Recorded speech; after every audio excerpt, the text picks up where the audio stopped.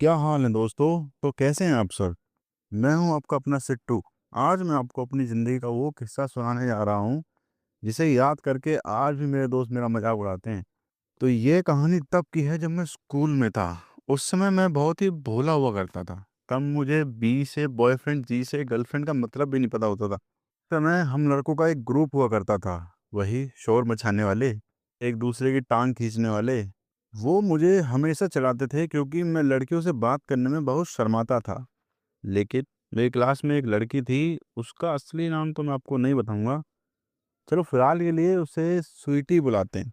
स्वीटी, जो पूरी क्लास की जानती, पता नहीं उसकी नज़र मेरे पे क्यों टिकी रहती थी। पूरा का पूरा स्कूल जानता था कि स्वीटी को मुझ पर क्रश है, सिवाय मेरे। वो मुझे हर रोज हिंट देती थी, लेकिन मेरे दिमाग में खेल कूद के अलावा कुछ आता ही नहीं था। जैसे मेरी पेंसिल टूटने पर सबसे पहले उसका हाथ बढ़ाना। और हाँ, मेरी पेंसिल टूटती नहीं थी, वो तुड़वा देती थी। जैसे ही मैं बैग में हाथ डालता, वो अपनी सबसे महंगी वाली पेंसिल आगे कर देती और कहती कि सिट्टू, ये लो, ये बहुत ही स्मूथ चलती है, तुम इसे इस्तेमाल करके देखो। और मैं बस थैंक यू बोल के रह जाता था।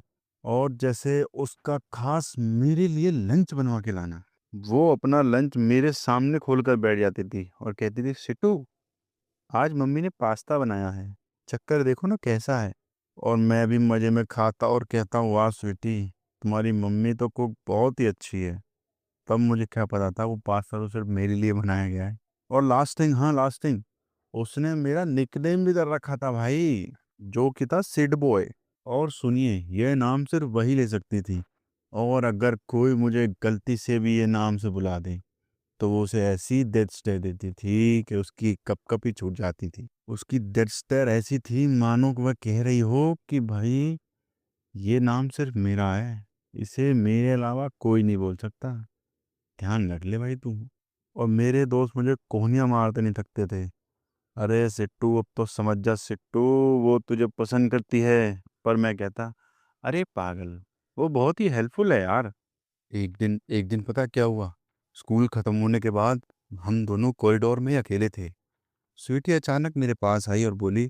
बोलने से पहले थोड़ा घबरा रही थी, उसके हाथ कांप रहे थे। उसने गहरी सांस ली और सीधे मेरी आंखों में देखकर बोली, सिट्टू, सिट्टू, क्या तुम मेरे बॉयफ्रेंड बनोगे? मैं तुम्हें बहुत पसंद करती हूँ। मैं तो जैसे पत्थर ही बन गया। मुझे लगा बॉयफ्रेंड, बॉयफ्रेंड बनने का मतलब है कि अब मुझे अपने दोस्तों के साथ क्रिकेट खेलना छोड़ना पड़ेगा और सारा दिन इसके साथ बातचीत करनी पड़ेगी। अरे नहीं नहीं, ये मेरे से नहीं होगा। देखो स्वीटी, तुम बहुत अच्छी हो, पर मुझे नहीं पता ये रिलेशनशिप क्या होता है और इसे कैसे निभाते हैं।